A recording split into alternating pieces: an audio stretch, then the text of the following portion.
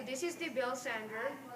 To use the bell sander, you gotta make sure that you wear goggles.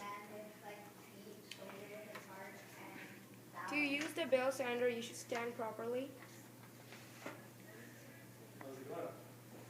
There's another machine on there.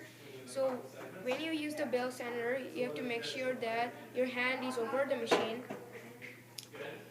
When you turn the bell sander on, you have to wait 3 seconds for it to be ready.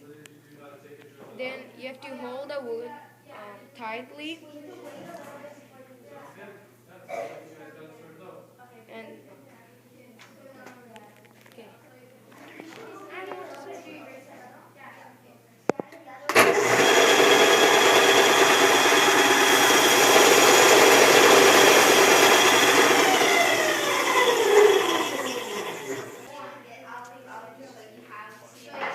Okay. So if you want to sand the other side of a wood piece, never mind, it's wood.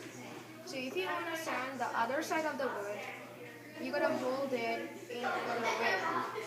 So make sure you hold it in this way, because when you put it on the disc, when you put it on the bell sander, make sure that your fingertip is not touching the sander, or else it may burn.